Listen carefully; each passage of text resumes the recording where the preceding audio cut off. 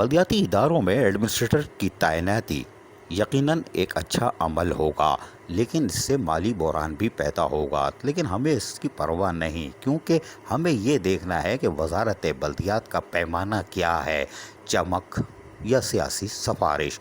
जी हाँ, एडमिनिस्ट्रेटर और municipal commissioner की अचानक तब्दीलियों का अमल शुरू होगा। आपको एक दो अजला में कुछ नए चेहरे नज़र आएंगे। ये नए चेहरे पुराने होंगे, लेकिन वॉशिंग मशीन से धुले हुए होंगे तो उजले उजले दिखाई देंगे, लेकिन पुरानी फिल्म नए पैकिंग में होगी।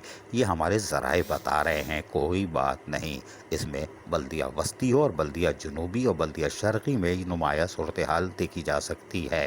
ताहम बल्दिया कोरंगी में मौजूदा म्यूनसिपल कमिश्नर और साबिक चेयरमैन के, जिन्होंने बदनवानी के 1.5 अरब के रिकॉर्ड तो कायम किए हैं, मज़ीद 1.5-2 अरब की मज़ीद निशानदेही होने वाली है। ताहम उनके फ्रंट मैन महकमा MND से जिनका ताल्लुक़ है, वो भी एडमिनिस्ट्रेटरशिप की दौर में आ चुके हैं और तेज़ी से कामों को सियासी तौर पर अंजाम दे रहे हैं। बल्दिया कोरंगी में एडमिनिस्ट्रेटर कौन बनता है हमें नहीं मालूम, लेकिन वहाँ पे भी कुछ होने वाला है। मौजूदा म्यूनसिपल कमिश्नर का हम बता चुके हैं और दिखा चुके हैं कि सीनियरिटी लिस्ट जारी थी। 2003 में मौजूदा म्यूनसिपल कमिश्नर लांडी टाउन में दरियाफ्त हुए थे। उससे पहले गवर्नमेंट स्कूल के टीचर शिकारपुर में थे, फिर कराची आके सदर टाउन के एक स्कूल में मुकीम हुए।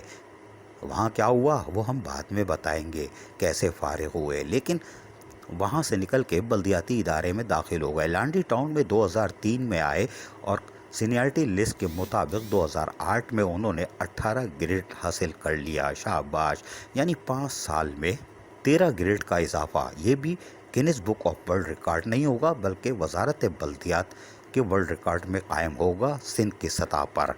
कोई बात नहीं कि करिश्मे होते रहते हैं। वजह यह है कि सुप्रीम कोर्ट के ऑर्डर, जिसको वजारत बल्दियात बड़ा नुमाया लिखता है, लेकिन अमली तौर पर पटिशन 89 2011, जिसका फैसला 2013 में आया, जो कि वजारत बल्दियात अपने अहकामात में वाज़ेह तौर पर लिखती है, लेकिन उस पर अमल दरामद नहीं करती।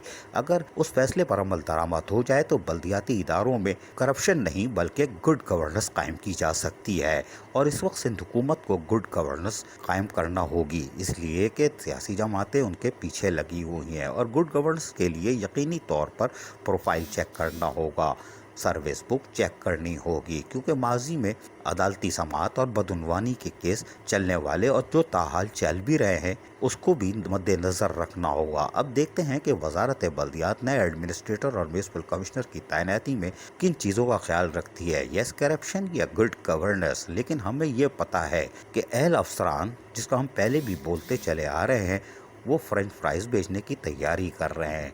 हमें नहीं मालूम जो वेटिंग ऑफ पोस्टिंग अफसरान है और अहल अफसरान है, क्या उनकी तैनाती होगी कि नहीं होगी।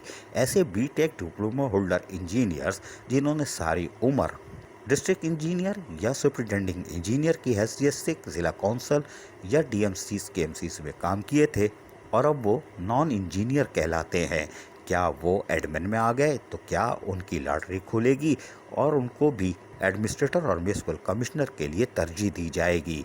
ये तो अब वजारत बल्दियात जाने, लेकिन गुड गवर्नेंस या यस करप्शन, ये सब चीज़ें जल्द सामने आ जाएंगी। अजीज़ आरिफ, KBS बल्दियाती न्यूज़, कराची।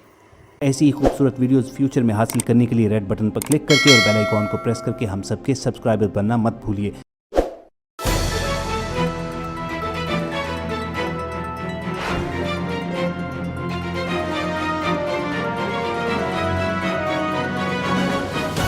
KBS बल्दियाती न्यूज़।